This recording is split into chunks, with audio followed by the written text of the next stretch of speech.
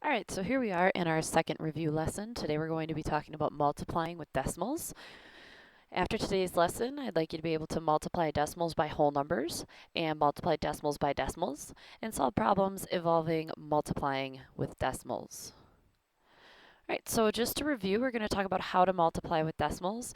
And in this case, we're multiplying a decimal by a decimal. When you multiply with decimals, you do not have to line up the decimal like we have to when we add and subtract. Make life easy on yourself and don't add all the extra zeros by first lining up your numbers on the right-hand side. I would encourage you to write down these steps as we go so that way you remember what to do. You don't have to write down the example part, but I would encourage you to write down the steps and then if you want to, the example that goes along with it in your notes.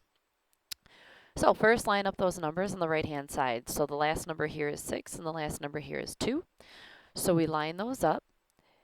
Step 2, we're going to ignore that decimal and just multiply. So basically what we're looking at here is 2 times 6 because we can ignore these zeros. Okay, and then after that is when we're going to place our decimal.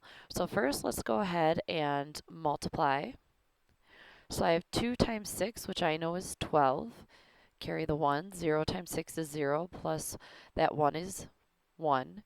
See, so here's where the zeros kind of become annoying. We have 2 times 0 is, so we have to add a 0 because we're done with the 6. So if 2 times 0 is 0, 0 times 0 is 0. All these extra zeros, if we can avoid having a bunch of those, we want to do that. Okay, so we're going to go ahead and add these now like we would normally. So I have 0, 1, 2. And now, this is where the biggest mistake comes in. Students like to bring that decimal straight down. That's not the case. To place our decimal, you have to count how many numbers you have after the decimals, and that's how far to the left you put your decimal. So what that means is here I have one number after the decimal, and here I have one number after the decimal. So that's 2 places, so I start my decimal here, and I move it 2 places to the left. So my answer should be 0 and 12 hundredths. Okay, so it's how many decimals or how many numbers you have after the decimal that determines where that decimal goes. So those zeros can be helpful for that, but instead of having to add on all these extra zeros to the end and have all these lines of zeros when you multiply, just ignore them and multiply. All right, so we're going to evaluate 3 times x for the value of x. Remember, evaluate is the same thing as saying to answer. You're finding the answer. So in this case, I have 3 and 3/10 times x equals, so I know here it says 3x. It should say 3 and 3/10 x. That's my fault. All right, actually, you know what? Let's go ahead and let's change that to 3x. So that way you do have an example with multiplying by whole numbers, and you can see how it's the same. Okay, so what we're going to do here, getting a little ahead of myself, is I have to substitute 4 and 47 thousandths in for x. So x was connected to the 3 because we're multiplying. So I replaced the x with 3 times 4 and 47 thousandths. Okay, again, now I line up the right side and I multiply. So here what that means is I do 3. So I'm going to take my bigger number and put it on top because multiplying you can move your numbers around.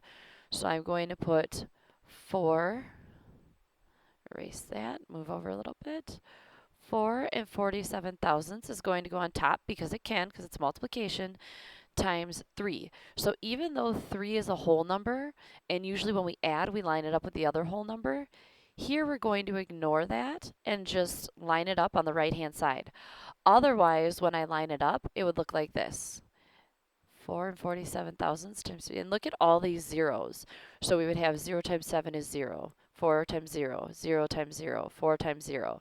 Now we're done with that one. Add a 0. 7 times 0. I mean, we would be doing this. We would have so many zeros. you don't want that. That just becomes too chaotic and makes the problem so much longer. And I know how we like to shorten up what we have to do in terms of work. So here we do 7 times 3, which is 21. Carry the 2. 4 times 3, which is 12, plus 2 is 14. Carry the 1. 0 times 3 is 0, plus 1 is 1. 4 times 3 is 12. And then remember, when we place the decimal, we have to count. We have 1, 2, 3 numbers behind a decimal, and then 3 has nothing. So I start my decimal here, and I move it 1, 2, 3 places to the left. So my answer in this case would be 12 and 141 thousandths.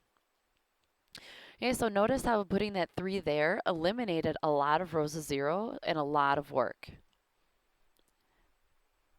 All right, so at this point, what I would like you to do is I would like you to try these two problems. So you're going to evaluate 5 and 7/10 x for each value of x. And here we're going to change this to just 4. So you're going to do 5 and 7/10, and you're going to replace the x with 4. Remember, when you have a number connected to a variable, that means multiply, right?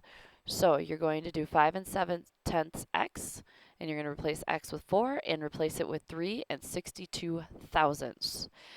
As always, if you have any questions, please make sure to write them down so we can go over them in class.